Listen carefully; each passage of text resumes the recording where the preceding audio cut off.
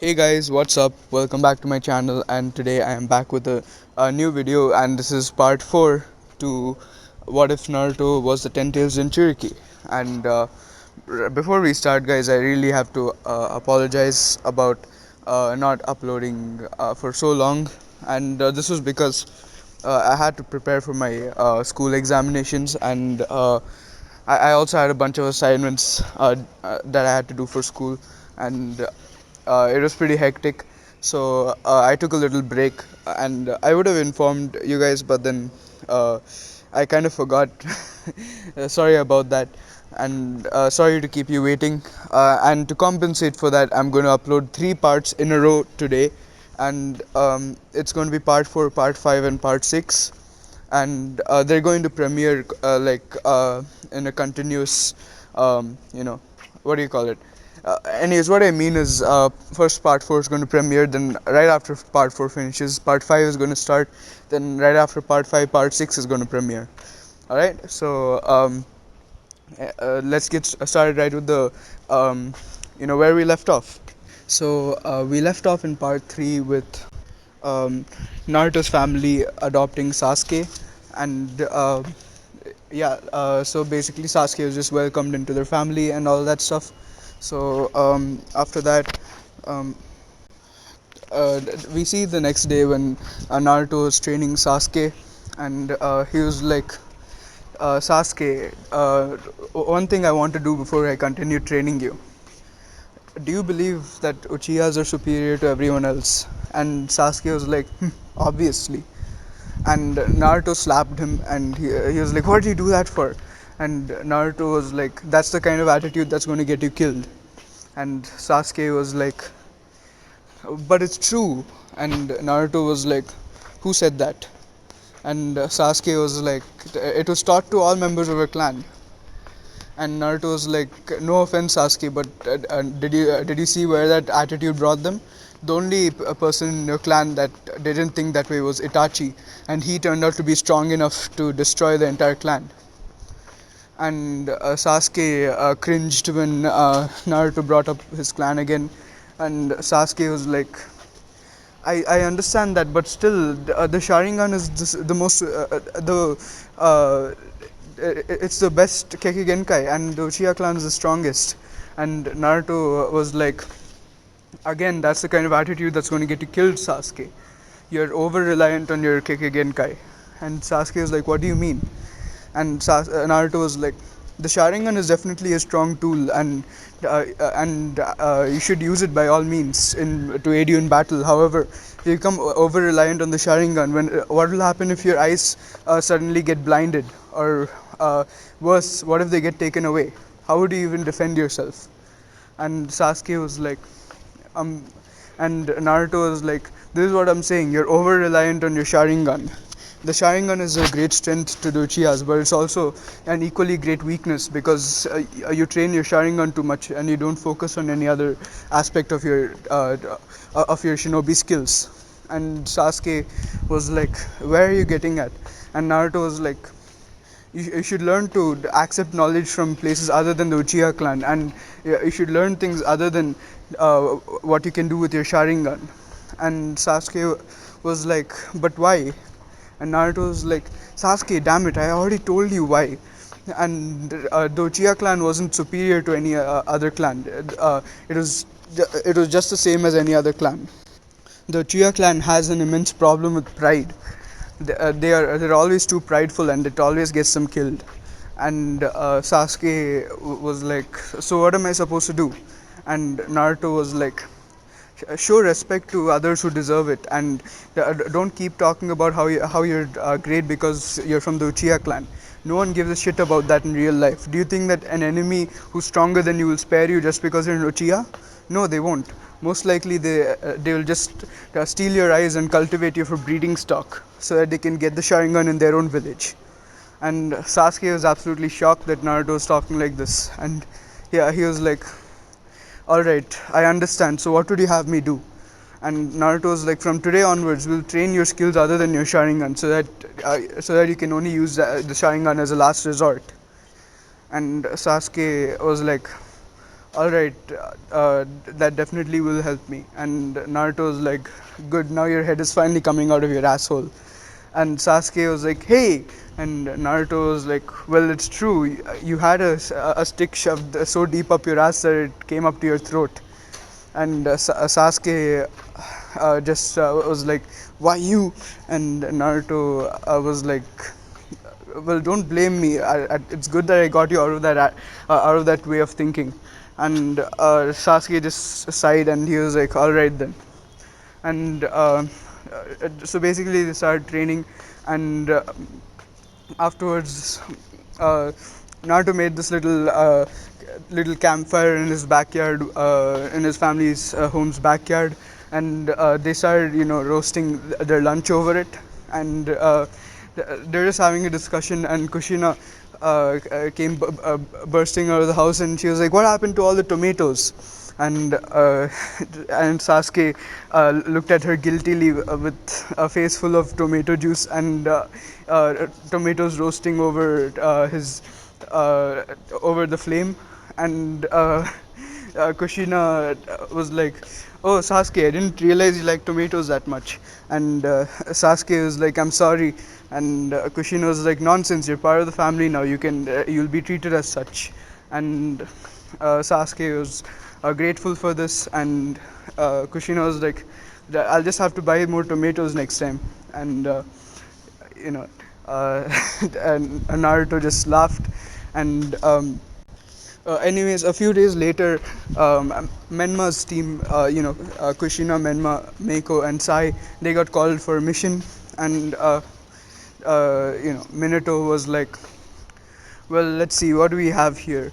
And then Menma was like, enough, father. Naruto got a C rank mission. Give us a C rank mission too. So when Menma requested for the C rank mission, or more like demanded for it, uh, Minato was like, "Oh yeah, I forgot. I actually do have a C rank mission for you. It was actually requested by Mifune, the leader of the Iron Country." And Meiko was like, Mifune, as in the samurai Mifune, the leader of all the samurai, and Minato was like, that's the one. And uh, Minato was like, anyways, Mifune has personally requested for your team to conduct this, to carry out this mission, as he wants to meet his student, who is Kushina. And in this, what if Kushina's Kenjutsu was, she was trained in Kenjutsu by Mifune, so you know uh, they know each other, and they have that student teacher kind of bond. So anyways, Minato told them that the mission is to retrieve a scroll from Mifune and bring it back to Konoha, and the scroll was to discuss a trade deal for Konoha to get their weapons from the Iron Country, because they have good quality weapons there. So they obviously accepted this mission, and when they left, a few minutes later, the elders came into the Hokage's office. So basically, Minato was like, "Ah, Homura, Koharu, Danzo, how can I help you?" And basically, Koharu was like, "We have read the mission reports of your son, and he has some rather interesting powers." And Minato was like, "You mean Naruto?" And Homura was like, "Of course we mean Naruto. We would like to hold a council meeting for him, and we have to discuss and interrogate him about the origins of his abilities." And Minato sighed, knowing that this day would come, as the council would definitely be curious about where Naruto got his abilities. So he agreed, and he sent an Anbu to fetch Naruto to come to the council meeting. And Naruto obviously came because he kind of had no other choice. So and like he obviously could refuse because he's strong enough to resist, but then he didn't really want to cause any trouble. So anyways, he went to the council meeting. So all the members of the council and the shinobi council and the civilian council, plus the elders and Minato were sitting there. So they turned to look at him, and as he walked in, the elders were like, Naruto Uzumaki Namikaze, please have a seat. And Naruto obviously did as he was told, and he was like, "So may I know what this meeting is about?" And Koharu and Homura were like, "We have observed that you have some rather interesting abilities. Would you like to share them with us?" And Naruto was like, "Sure. What would you like to know?" And the elders and Danzo were happy at that Naruto was cooperating with them, and they're like, the Anbu on Patrol noticed that you were using some bloodline abilities such as lava release and boil release. Uh, could you let us know what other abilities you have, like related to bloodlines? And Naruto was like, well, I have several elemental nature Kekkei Genkai. I probably have all of them, and I also have yin release, yang release, and even yin yang release, and I also have two dojutsus. And the entire council was absolutely flabbergasted, except for Minato, who knew about his son. So uh, obviously, everyone were like, "Don't you dare lie to us, you brat!" And Naruto was like, "It's your choice if you want to believe me or not." And then Shino's dad, Shibi Aburame, he interrupted and he was like, Naruto-san, to help us believe you, could you please give us a small demonstration of your abilities? And Naruto was like, gladly, and he basically showed like small jutsus of all of his Kekkei Genkai, and he also activated his Sharingan, Mangekyo Sharingan, and Rinnegan, and obviously everyone were absolutely shocked uh, seeing all of Naruto's abilities. And Naruto basically just converted his chakra into the Kekkei Genkai chakra natures. He didn't really like do any jutsus because those would be pretty damaging. Anyways, Naruto was like, "Do you believe me now?"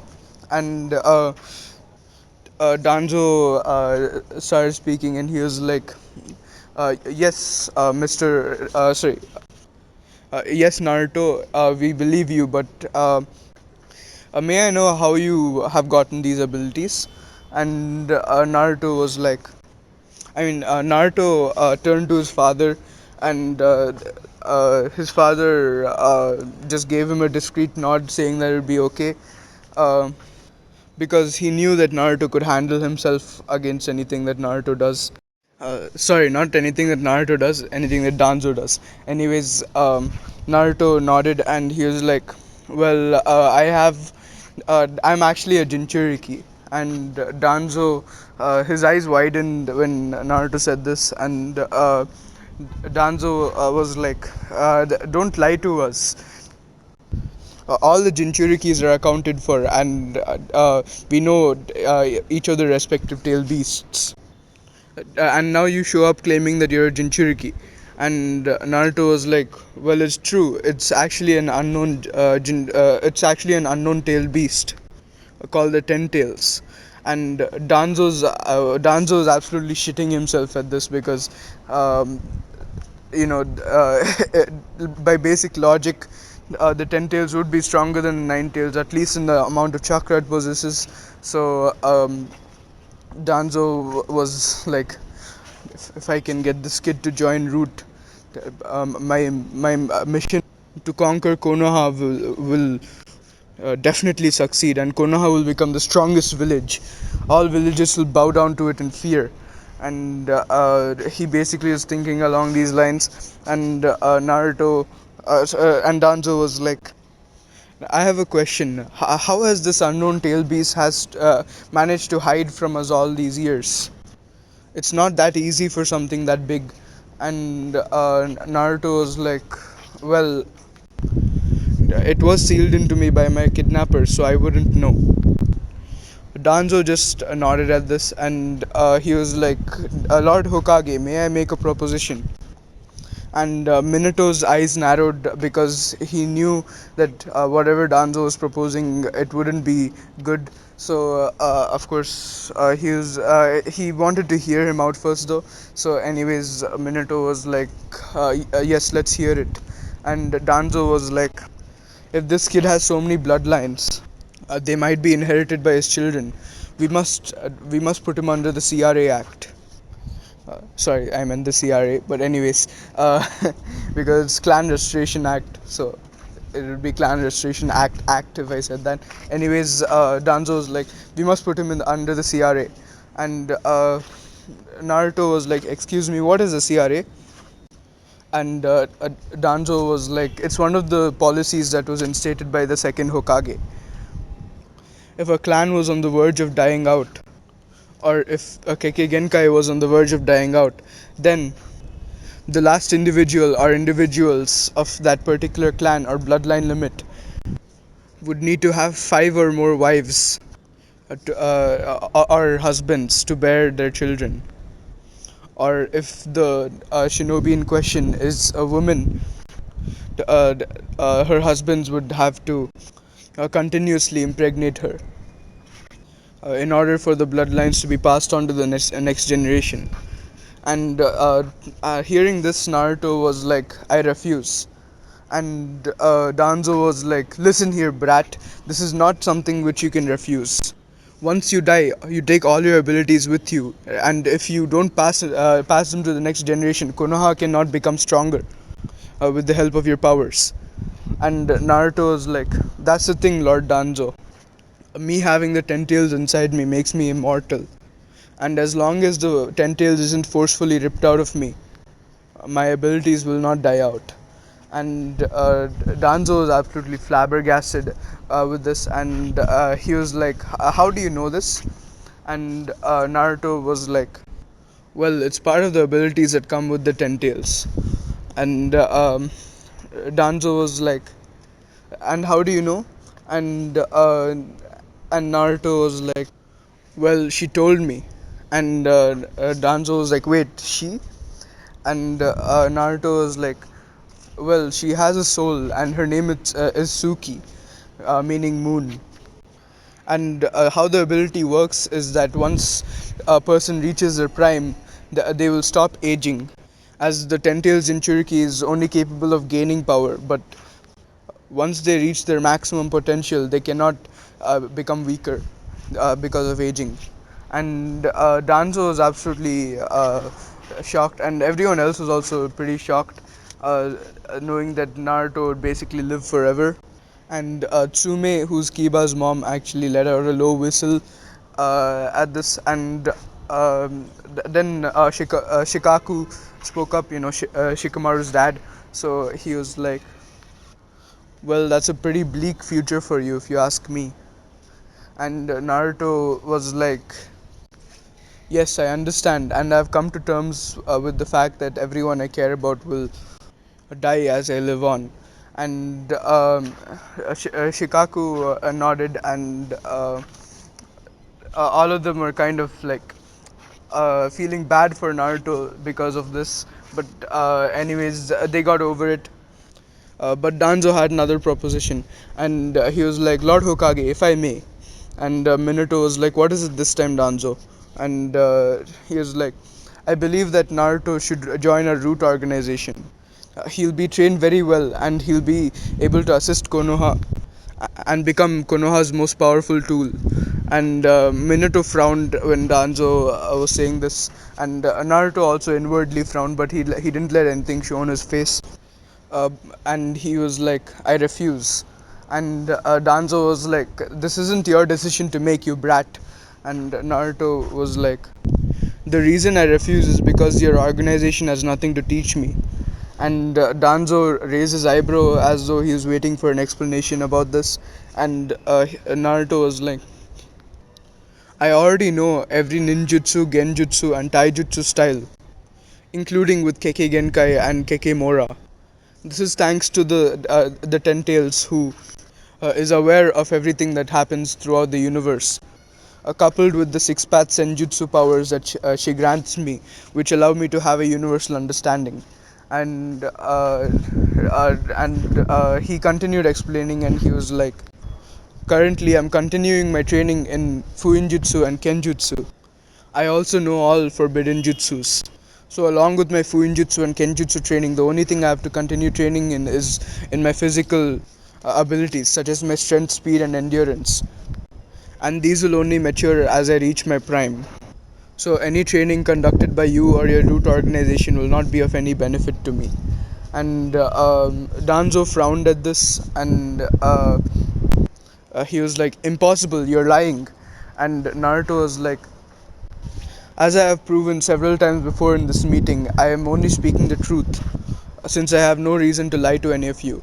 My only loyalty is to Konoha, and I have been obediently cooperating with the council so far. So please don't push me. And and Danzo just frowned, and Naruto was like, Lord Hokage, is that all? And Minato was like, yes, Naruto, that's it. You may leave now. And Naruto nodded and he left. And Danzo is absolutely seething right now because Naruto was able to shoot down every kind of proposition he had.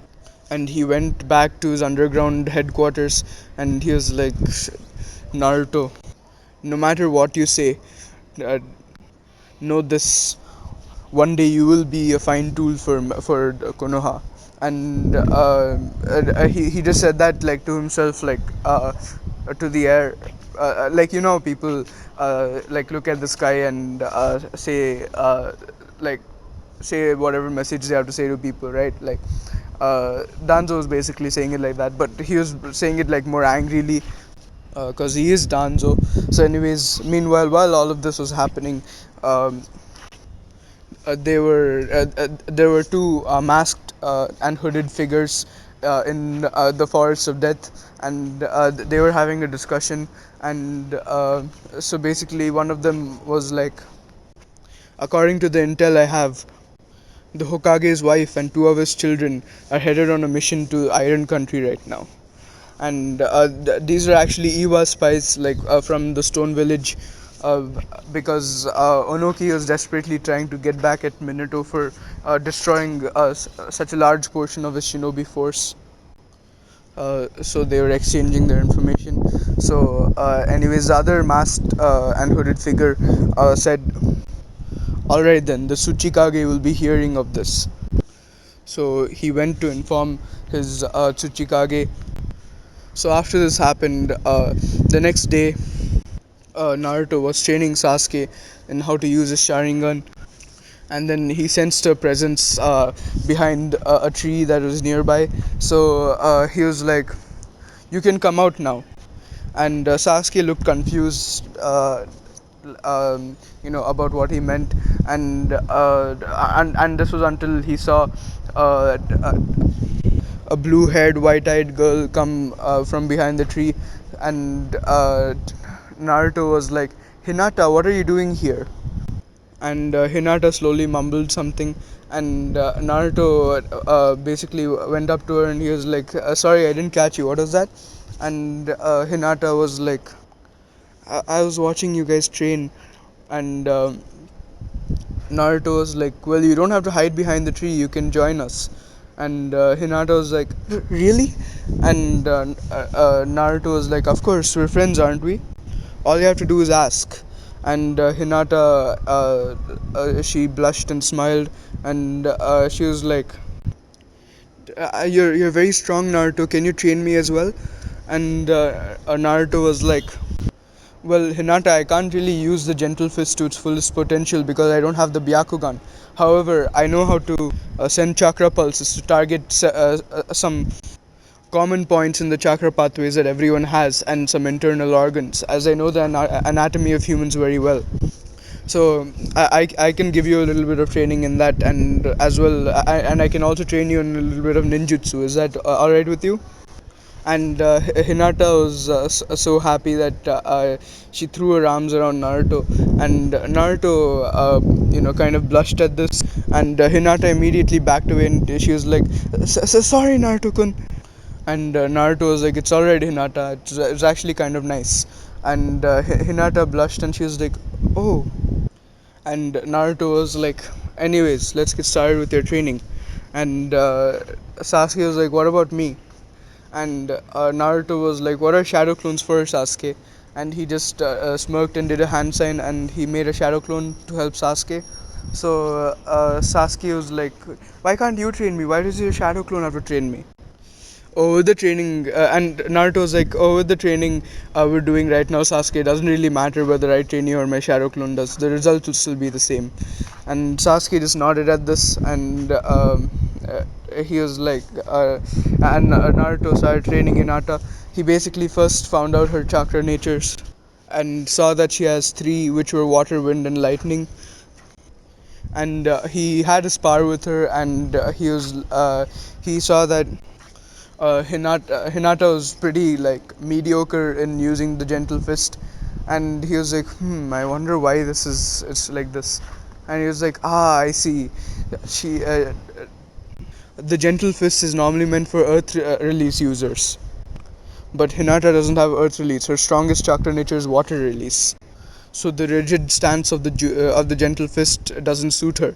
And he was like, "Hinata, try to make your movements more flexible, and instead of blocking strikes, concentrate on dodging more."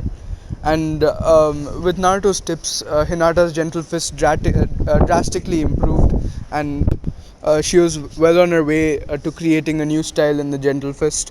But since it was only one day, and there's only so much progress she could make in one day, she didn't uh, you know she obviously couldn't finish such a style, but then she was making a lot of progress. So anyways, after like 2 to 3 days more of Naruto helping Hinata and Sasuke train, Minato was approached by Jiraiya, and he was like, "Ah, Jiraiya Sensei, what brings you here?" And Jiraiya was like, "Nothing, good Minato. This is very serious." And Minato saw the unusually serious expression on Jiraiya's face, and he was like, "What is it?"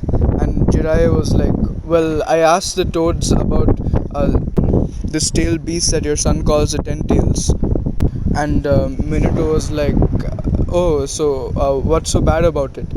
And Jiraiya was like, "You don't know half of its abilities, Minato. According to what the toads say, Naruto is a threat to the entire world." And Minato was like, "How so?" And Jiraiya was like, "Apparently, he will awaken a special dojutsu known as a Rinne Sharingan, which can cast a genjutsu on the entire world called the Infinite Tsukiyomi. Everyone will be trapped in a world of dreams, and they will slowly die, causing the entire human race to be wiped out." And Minato was like, "This is serious." And Jiraiya was like, "You couldn't be more right, Minato. He's a ticking time bomb. I know you won't like this, but then if we find him to have any ill intentions, we must kill him. Otherwise, it will be the end of us." And oh fucking hell, it's windy. Anyways, Minato was like, "Well, Jiraiya Sensei, I don't really believe he's a threat." And Jiraiya was like, "What makes you say that?"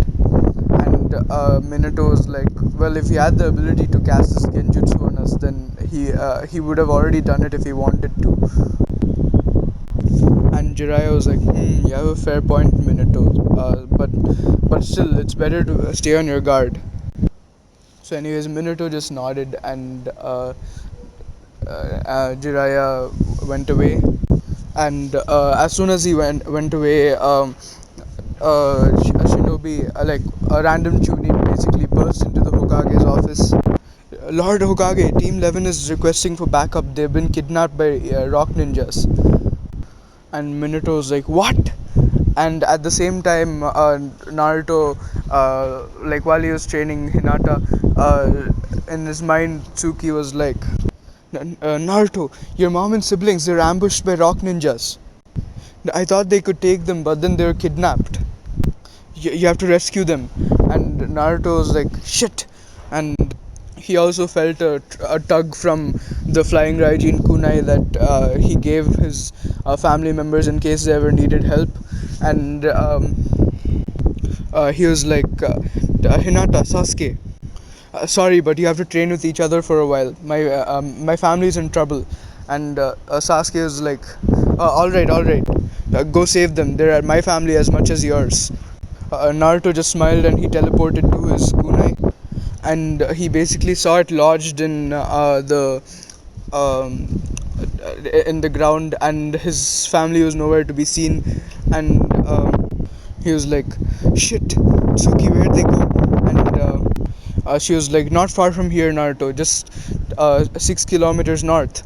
And Naruto was like, "Thank you," and he quickly ran there as fast as possible. And just as he was getting there, uh, he saw that his mom and his siblings were bound, and Sai was bound as well, but they weren't really focusing on him. And one of the rock ninjas looked at Kushina and he was like, "Ah, the Hokage's wife. She's as beautiful as they say." And he began to unzip his pants as he lecherously grinned at her. And Kushina was absolutely horrified with this, and she closed her eyes and tried to look away, but he basically he grabbed her face and he turned her to face her. And he was like, "Open your mouth if you know what's good for you." But Kushina made sure to shut it tight, and she tried to turn away. And as soon as the man tried to force himself again, Naruto immediately appeared, and he basically sliced his dick off.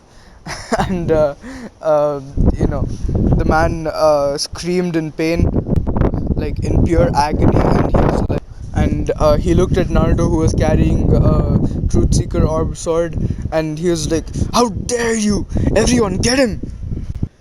Naruto was like, "You're such trash. You're pathetic. You're not worth wasting jutsu on." And he immediately sliced all of them with his True Seeker sword, and it was coated with a wind chakra. And he basically decimated the entire you know uh, squad within seconds. And there were like 3,000 shinobi in the group, because Iwa actually, Stone Village actually sent a lot of ninjas, because they knew that Kushina is pretty good with the sword. So they knew that they had to overwhelm her. So obviously he sent many ninjas, and he actually sent 5,000, but the Genin team and Kushina were able to take down 2,000 before they were exhausted, and they were caught. And the entire squad was decimated within seconds by Naruto. And now bloody Naruto, like, he was basically covered in blood. He freed his siblings, like his family and Sai. And he was like, "All of you, touch my shoulders." And they obeyed, and Naruto used Kamui to get back to Konoha. And the reason why he didn't use Kamui to reach his family was because he didn't know exactly where they were. So he obviously had to rely on the flying Raijin. And Naruto appeared in the Hokage's office covered in blood, with Team 11. So Minato saw his bloody son, and he was like, "Naruto, what happened to you?" And he was like, "You're covered in blood." And Naruto was like, "Relax, father, it's not mine." And Minato was absolutely shocked, uh, seeing how much blood his son was covered in. And he was like, "Fine, mom, give the mission report. I'll just go and take and get myself cleaned up." And Kushina just nodded, and she basically reported everything that happened, and Minato was absolutely shocked that Naruto was able to take out so many ninjas without even using ninjutsu. And Naruto wasn't at the skill level with the sword like as skilled as Kushina was with the sword, but he more than made up for that with his like incredible speed and strength. So and also like coating his blade in chakra helped as well. So that's why he was able to take down all of them with just kenjutsu. Minato was absolutely shocked seeing how ruthlessly Naruto was able to just kill off all the shinobi, and he decided to have a word with Naruto when he was back home, and like especially because what Jiraiya told him bothered him a little bit. And when Naruto could kill so ruthlessly like this, he thought it was best to basically like check up on his son a little bit first.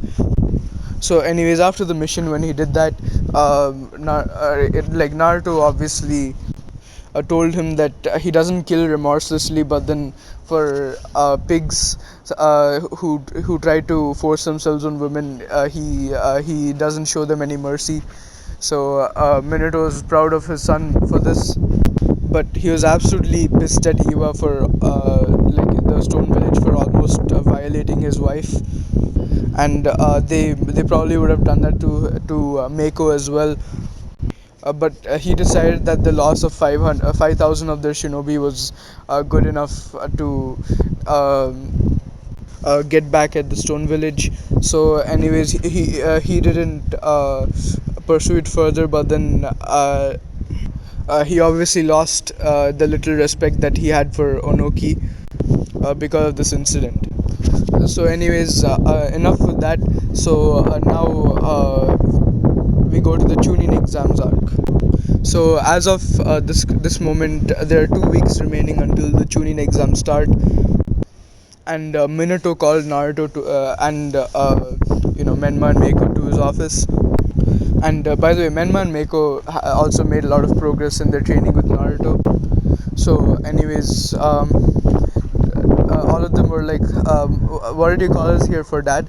And Minato basically was like, "You three know how the Chunin exams are going to happen soon, right?" And they all nodded, and Minato was like, "There's a little problem with the teams, though." And Naruto raised his eyebrow, and he was like, "What would that be?" And Minato was like, "To put it bluntly, you three are too strong, and Naruto, you're Kage level shinobi in all but rank, while Menma and Mako are high Chunin to low Jonin level. So I believe whoever is in your team will have an unfair advantage. So I'm going to make a certain arrangement. Naruto is going to be removed from Team 7, and he's going to be alone and be a one-man team. And Menma and Mako, you guys are going to be together as a two-man team. And also, to make this more difficult for you, I have a certain condition that you have to meet during the second exam. I can't really tell you about what that condition is. However, it's to make it fair for the other teams. And Naruto, Menma, and Mako nodded at this, and Naruto was like, "So, would I be correct to assume that Sai would be placed in Team 7 for the duration of the Chunin exams?" And Minato was like, "Yes, you would be right in that." So Naruto just nodded, and so after that, Naruto walked out of the Hokage's office, and Menma and Mako went their own way. And Naruto suddenly stopped as he noticed something, and he was like, "Konohamaru, rocks aren't shaped like cuboids." And Konohamaru came out from the box, like the entire team came out. Konohamaru, Udon, and Moegi. So after, like, while this was happening, Sakura just happened to pass by, and she watched the interaction, and Konohamaru was like, "Wow, you're good, boss." And by the way, Konohamaru still met Naruto the same way, except when Konohamaru came to like attack Naruto when Naruto when he told Naruto that he was the third Hokage's grandson and Naruto wouldn't be able to attack him, Naruto just was like almighty push, but then he did a small one, and Konohamaru just flew into a wall and got knocked out. And anyways, that's how they met. So now back to the present. Konohamaru was like, "You're a good boss," and Naruto just smirked at him. And Konohamaru was like, "Hey boss, come play ninja with us." And Naruto was like, I guess it's been a while. I'll play ninja with you." And Konohamaru just smiled, and Sakura sneered at Naruto, and she was like, "Ha, what kind of ninja plays ninja? What is the point of you becoming a real ninja?" And Naruto was like, it actually is a pretty good game because it helps you practice stealth and tracking, and not to mention it's pretty fun." And Sakura just scowled at him, and Konohamaru was like, "Ooh, hey boss, is she your?" And he raised his like pinky to indicate what he was trying to say, and Naruto was like, as if you insult me, Konohamaru. Why would I be interested in someone like her? And Sakura just sneered at Naruto, like she scowled at him, and Konohamaru was like, "Oh, you're right, boss. She has a dumb expression on her face. Her forehead is bigger than the box we were hiding in, and she's as flat as a board. Why would you date someone like her?" And Naruto's like, exactly.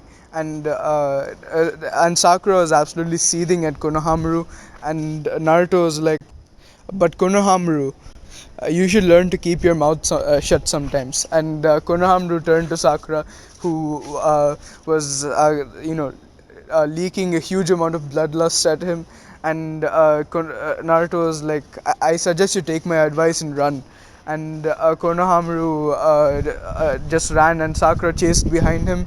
And Naruto was about to leave when he suddenly heard a loud thump, and Konohamaru was like, "Ow!" And sorry, not Konohamaru, like the sound of someone's shouting in pain came, and Naruto was like, looks like Sakura got to him."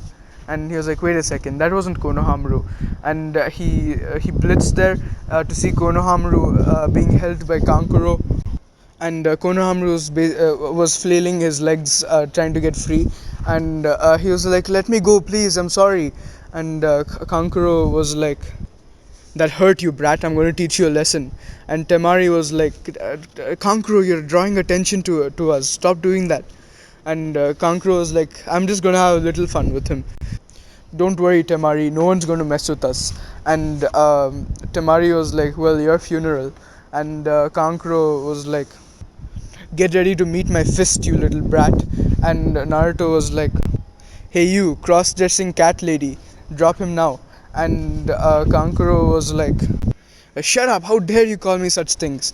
And Naruto was like, "Well, I believe I'm right in my description of you. You have a bunch of makeup on your face and you're dressed in a cat suit."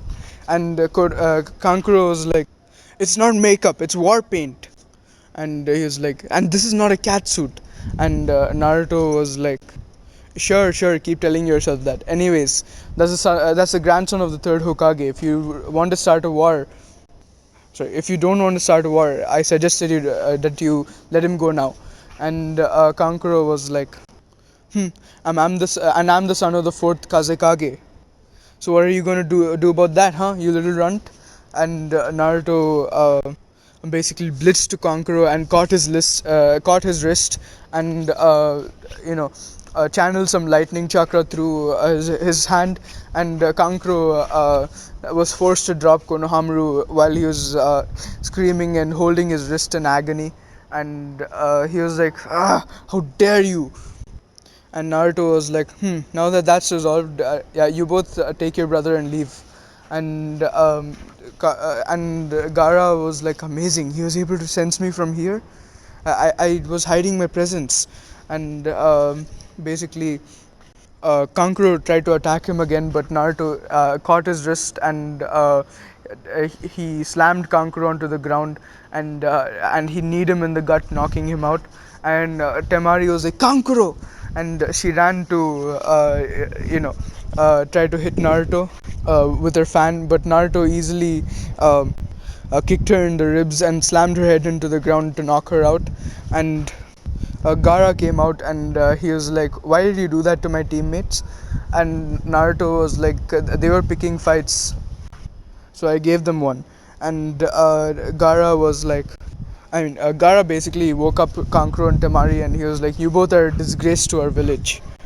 And he turned to Naruto and he was like, "Mother is afraid of you. She says you're too powerful." And Naruto was like, "Ah, I am honored that Shukaku thinks I'm powerful." And all of them were absolutely shocked that Naruto was able to figure this out. And Gaara was like, how did you figure out that I'm the Jinchuriki of Shukaku?" And Naruto was like, "Well, you emit his energy." And Gaara just nodded, accepting his explanation. And he was like, "I will let mother have your blood." And Naruto just sighed and he made a cut on his finger with a kunai and flicked his blood at Gaara's face. And Gaara's hand obviously protected him, and he was like, "There, I gave your mother some blood. Okay, you satisfied now?" And Gaara got a bloodlusted expression on his face, and he was like, "You should help me prove my existence. I'll kill you in the Chunin exams." And Naruto was like, "I'd like to see you try. Now leave now." And Gaara, without another word, he left with Temari and Kankuro. And Naruto turned to walk away, and he was like, "Poor bastard. Looks like Shukaku's still tormenting his Jinchurikis." And with that, Naruto just sighed and walked away. So now, after this, everyone assembled at the academy to um, give their slips and participate in the Chunin exams. And Naruto, Menma, and Meiko also got a permission slip from Minato saying that they should be allowed to participate as a single man unit and a dual man unit, respectively. So at the registration, they were allowed, and they basically went up to the second floor and they ignored the genjutsu. And later they saw Team 7 come up, and basically Naruto waved to Sasuke and Menma and Meiko waved to Sai, and they both waved back. And Sakura kind of got a little bit um, unhappy because Naruto didn't wave at her, because Naruto hates her guts. Anyways, um, uh, like they also noticed the genjutsu pretty easily, except for Sakura, because Sakura is useless. And Sasuke and Sai told her about the genjutsu, so they you know went up to the right floor. And in this one, Sasuke isn't such an arrogant prick, so as to tell everyone about the genjutsu, and you know tell them to stop putting them under genjutsu and all that shit. He doesn't do any of that crap. He just continues. And Rock Lee still challenges him, and and Naruto like beat Sasuke's arrogance out of him. So Sasuke was like, I prefer to let you see my abilities during the finals when we might have to fight each other." And Rock Lee then challenged Naruto, and Naruto was like, "Well, I guess everyone already knows what my abilities are." And he fought Rock Lee, and Rock Lee got absolutely decimated in Taijutsu. I'm not really going to describe the fight because it was pretty much over in just little bit of time. And because like no matter what Rock Lee did, like punch, kick, leaf hurricane, all that shit, Naruto was easily able to counter it. And he had the strength and the speed to block Lee's weights, because the weights would hit pretty hard, guys. Like you guys saw that how heavy those were. So anyways, Naruto was able to counter everything. And in a matter of like few seconds, he pointed a kunai to Lee's neck, and he was like, "I guess we're done here, Lee. I win." And Lee was like, "Such youth! What a youthful spar that was, my friend Naruto." And Naruto's like, thanks. And Lee was like, he is the one. Naruto, my most youthful friend. I hereby declare you my eternal rival. And Naruto was like, you say something, Lee. And Lee was like, Naruto, damn you and your cool hip attitude. That was the most unyouthful response. And at this point, Guy appeared and he was like, ah, Lee, my most youthful student. I see that you have found yourself an eternal rival. And Lee was like, Guy Sensei, and Guy was like, Lee, and they started hugging each other. And a sunset background appeared behind them, and beach. And Naruto was like, Tsuki, what is this genjutsu? It's horrifying. And Tsuki was like, I don't know, Naruto. It's not going away. I think I have found the first thing I fear. And she basically hit her Rinne Sharingan with her ten tails, and she is desperately trying to cover it so that she doesn't see. And Naruto looked at Sasuke, Sakura, Menma, Meiko, and Sai, and Sasuke was throwing up in a corner while Sakura fainted, while Sai was white in the face despite all of his root training, and Menma and Meiko were hugging each other for dear life, while Naruto himself was a shade paler than he usually was, and he was like, after Guy and Lee stopped hugging, Naruto was like, Lee, do that one more time, and we will be no longer eternal rivals. And Ali was like, what an unyouthful thing to say, my eternal rival. However, you have proven your youthfulness to me during our spar, so I shall make sure not to jeopardize our most youthful rivalry. And Naruto was like, thank you, Lee, I couldn't ask for more. And they all entered the exam hall after this, and they saw that Team 8 and Team 10 were already there. And everyone were like, hey guys, took you long enough. And Kiba pumped his fist into the air and he was like, look at us, the rookie 12 all together participating in the Chunin exams. And they all laughed and talked a bit, and just hung out. So anyways, while they're doing this, Kabuto walked up to them and they're like, you should stop making so much noise. And Sasuke turned to look at Kabuto and he was like, and who might you be? And Kabuto was like, pardon me, my name is Kabuto Yakushi, and I'm quite a veteran when it comes to these exams. You see, everyone here is on edge, and you guys are drawing too much attention to yourselves. And Naruto basically narrowed his eyes at Kabuto, not trusting him a little bit, at all. And he was like, I have a question for you, Kabuto. And Kabuto was like, hmm? And Naruto was like, why exactly should we care? And Kabuto was like, I'm afraid I don't understand you, Naruto. And Naruto was like, how do you know my name, first of all? I didn't tell you my name. And Kabuto was like, ah, since I'm a veteran in these exams, I'd like to collect information about all the candidates who are participating. They're in my info card, so I know all of the people participating in this exam. And Naruto was thinking, he seems a bit off. And he was like, and Naruto was like, anyways, what I meant was, why should we care that the people here are feeling on edge, or that we're drawing too much attention to ourselves? And Kabuto was like, I guess it's just common empathy, Naruto. And Naruto was like, empathy? But I'd have to feel the way they're feeling to actually empathize with them. If they're on edge, that means they're not confident enough to participate in these exams. These exams aren't a joke. If the genin participating here really want to become Chunin, they have to be absolutely sure that they can do it. If they have this kind of attitude on a mission, then they will certainly fail, even if they become Chunin or not. And Kabuto just scratched his head in embarrassment, and he was like, my apologies, Naruto, I didn't really think of it that way.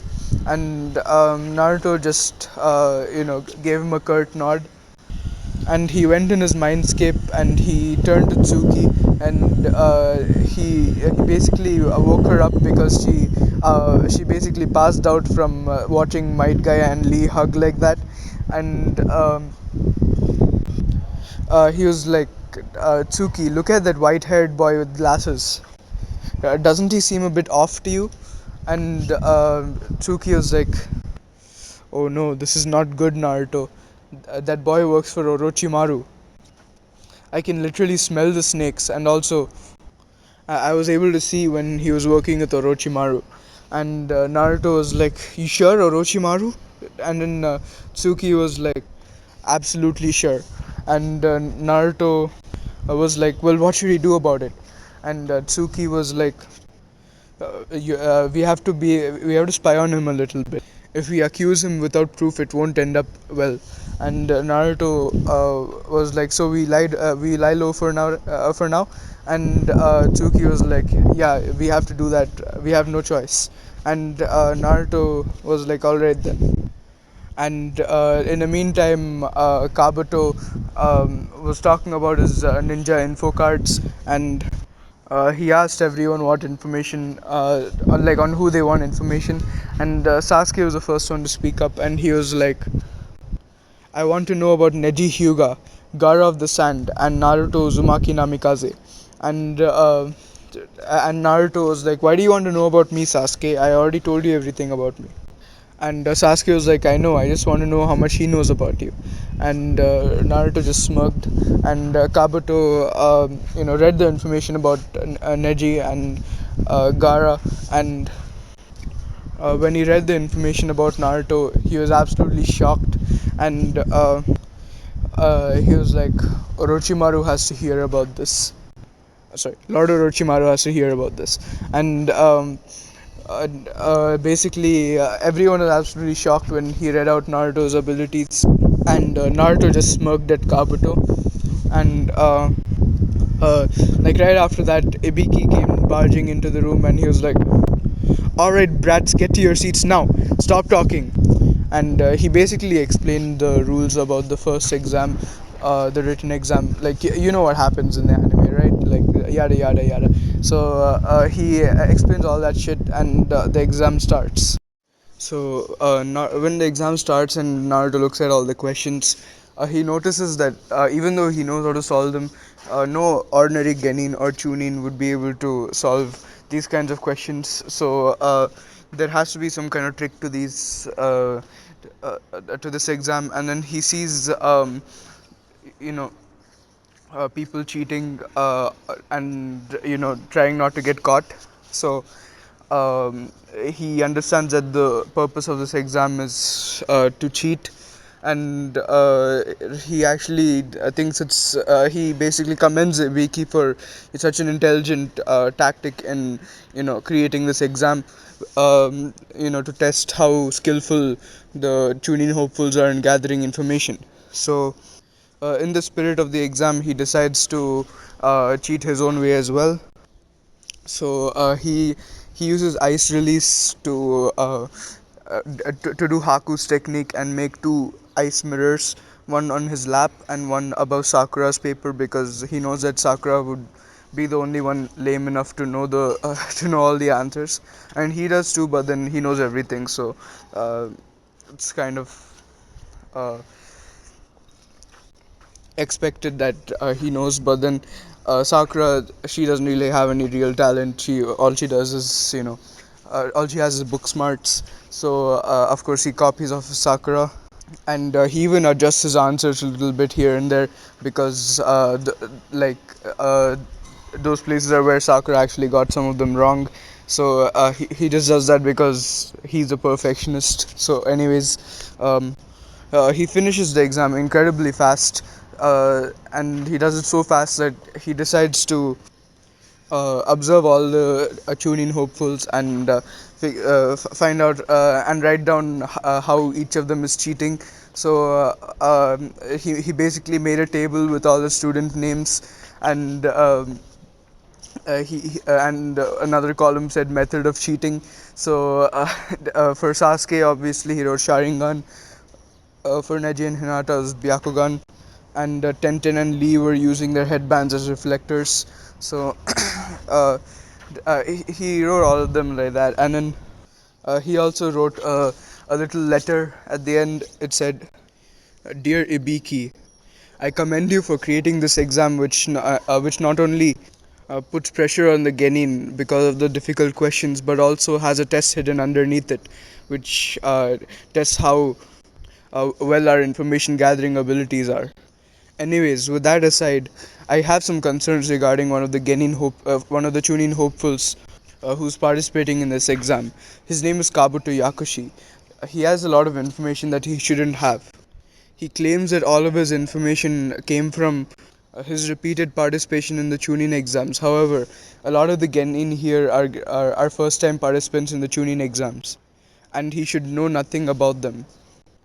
I believe he's a spy, and according to the tentails which is sealed inside me, he works for Orochimaru. I suggest that you and the other Jonin keep an eye on this Genin. He also has Jonin level chakra reserves. Please be careful, and please inform the Hokage that the Tentails says that Orochimaru is planning an invasion on Konoha with the sand and the sound villages. Make sure that you do nothing to indicate that you know about Orochimaru's plan. Otherwise, he might carry it out earlier. For example, don't try to cancel the Chunin exams. And apparently, the invasion will happen after the 1 month break during the finals of the Chunin exams. Naruto. So basically, he wrote this letter, and he still had half an hour to spare, and he basically sat back with his hands behind his head, like uh, you know how people sit, right, like that lazy posture. So he was just sitting like that, and Ibiki noticed how calm Naruto was throughout the exam. So he realized that Naruto was no ordinary genin. So anyways, he just kept waiting until it was time for the final question. So then Ibiki was like, "Time's up, you little brats. Time for you to choose whether or not you want to answer the 10th question." And basically, Temari was like, "What do you mean choose? Why do we have to choose? Isn't it part of the exam?" And Ibiki was like, "Only if you answer the 10th question correctly, you can proceed in the Chunin exams." And then Lee was like, "Then of course we'll choose it." And then Ibiki was like, "It's not that simple, my little genin. If you fail to answer the 10th question correctly, then you'll forever remain genin. You'll be barred from participating in the Chunin exams ever again." And then Kiba was like, "What kind of bullshit rule is that? There are several people who have participated in the Chunin exams multiple times." And Ibiki was like, "Too bad then. I wasn't their proctor, but I am your proctor. So you guys have bad luck." And he saw Naruto sitting like not even um, perturbed by this revelation, and Ibiki was confused, and but then he shook it off for a second, and he was like, "So, anyways, all of you who do not wish to answer the 10th question, you may leave the room and participate in the Chunin exams in another year, and next time." So, anyways, a bunch of people started leaving the room, and Ibiki noticed Naruto sitting calmly, and he was like, "You realize that if you answer the 10th question wrong, then your team will fail and you cannot participate in the Chunin exams again, right?" And Naruto was like, "First of all, I'm entering as a single participant without a team this Chunin exams. And second of all, you don't have the authority to bar people from participating in the Chunin exams. The only authority you have here is to decide whether we pass the first part of the Chunin exams or not, because you are a proctor.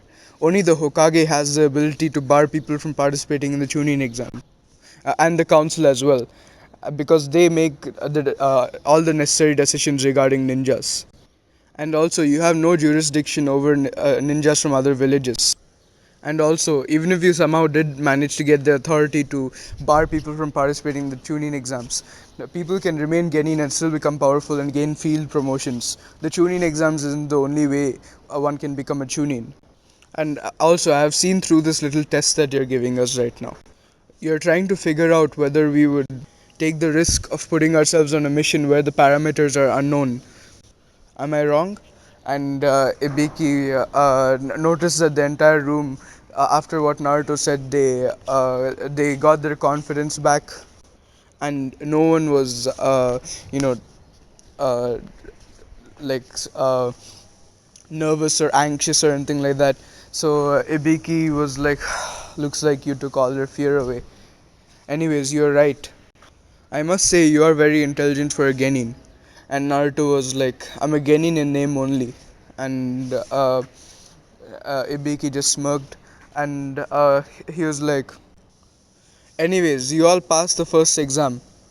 And everyone were like in an outrage, and Temari was like, "What is all of this about the 10th question? How do we all pass? What about the 10th question?" And Ibiki was like, "Did you not listen to what this genin here said? It was a test to see how courageous you are, to see whether you would put yourselves on the line and your team on the line to complete a mission with unknown parameters. For example, during a war, if you had to infiltrate the enemy's base, you wouldn't know how many ninjas there are or their ranks. But then, would that be a reason to stop yourselves from taking the mission? No, it wouldn't. If you all can't put yourselves on the line for a mission, then you don't have what it takes to become a Chunin." So everyone was inspired by this, and Sakura was like, "Then what about the other 9 questions? Are they useless? Are they just a waste of our time?" And Ibiki was like, "No, if you did not notice yet, the motive for the first exam, or should I say the first 9 questions, was to see how good you are at gathering information. And speaking of that, remember, no information is always better than misinformation." And then he removed his headband to show all of his scars to the Genin, and all of them were absolutely repulsed, seeing the number of burns, cuts, and screw holes in his head. And Sasuke was thinking, "So this is what a victim of torture looks like." And Ibiki was like, "This is what happens when you fail to gather the right information." And everyone was absolutely shocked. And he wrapped his headband back on, and then a purple blur came crashing through the window, and a kunai with a tag wrapped around it, and attached to it came flying, and attached to itself to, and like it embedded itself into the wall, and it said, "Introducing the sexy and single proctor of the second exam, Anko Mitarashi." And then they saw Anko there, and she saw how many genin that were left, and she was like, "Looks like you're losing your touch, Ibiki. You let too many of them into the second part of the exam." And Ibiki just smirked, and he was like, "Well, you can thank that brat over there." And he said that, pointing to Naruto. And Anko looked at Naruto, and she licked her lips, and she was like, "Ah, confident brat, is it? I like those kinds of people. Why, if he was a bit older, I would." And Ibiki was like, "Anko, please do not finish that sentence." And Anko rolled her eyes, and she was like, "Anyways, all of you, meet me at training ground 44 in 5 minutes. If you a second later and you fail the second part of the Chunin exams." And she basically body flickered away, and Naruto was like, "That's a strange one." And then as they made it to the second part of to the training ground 44, um, like when all the genin were lined up, um, Naruto noticed that something was off about a certain grass genin that uh, that wasn't there earlier. And then Tsuki inside his mind was like, "Hey Naruto, Orochimaru took that grass genin's body. You better not um, run into him, and make sure that no other team runs into him as well." And Naruto's like, "Relax, I can handle Orochimaru, but then I'll make sure that for whatever reason he is in the second part of the exam, he won't accomplish anything." And Tsuki was like, "That's the way." And Naruto was blanking out since he was talking to Tsuki, so Anko noticed this, and she threw a kunai straight at him. And as the kunai hit him, it shattered, and Anko was absolutely shocked. And she was like, what the hell is this Genin? And Naruto just turned to Anko and in a bored voice he was like, "That wasn't very nice of you." And Anko was absolutely shocked that Naruto wasn't even phased by a kunai thrown at him. And Naruto was like, "If you want to surprise me like that, it's better you try harder next time." And Anko was just like gaping, and suddenly there was a presence behind her, and she was handing Anko a kunai with her long tongue, and she was like, "Don't worry, Proctor, I have a spare kunai for you." And Anko was like, "Thank you, and don't get behind me because people who do that will die." And and then the grass genin was like, "Of course, Proctor." And Anko was like, "Why do I feel chills when she was standing next to me?" And Naruto just narrowed his eyes at Orochimaru and saw that uh, you know he was looking at Sasuke. And anyways, Anko explained everything about the scrolls and the rules for the second exam, and she gave everyone the liability release forms, which they had to fill out in case they die, so that no blame would be placed on Konoha or Anko. So yeah, she started. She basically sent everyone to the entry points, and she was like, "All right then, you have 5 days to reach the center with two scrolls, and Naruto, Menma, and Meiko. Your task is to gather not one but two of each scroll before you reach the center." And Naruto, Menma, and Meiko nodded, and she was like, "All right then, if everything's understood, second exam start." And anyways, that's where I'll end it for now. And in the next part, we'll continue the second part of the Chunin exams, and the third part. I don't know whether I'll be able to do the entire third part, like the prelims and the finals, in the next part. But then um, we'll just have to see. But anyways, I hope you enjoyed this part, and if you did, give it a like and subscribe to my channel. And I actually have a small announcement. So after I complete the series, the next series I'm going to make is what if where Naruto is the same age as Itachi, and he actually has a little sister who becomes a Nine-Tails Jinchuriki, and she's on Team 7 and he becomes her sensei and all that stuff. I don't know what to call it yet, so I'd appreciate your suggestions for that. And after that, I'll continue on with your what if suggestions. So anyways, feel free to comment your thoughts about this video and any ideas you have for me doing the next parts. And also comment down your suggestions for future what ifs. So anyways, thanks for watching, guys.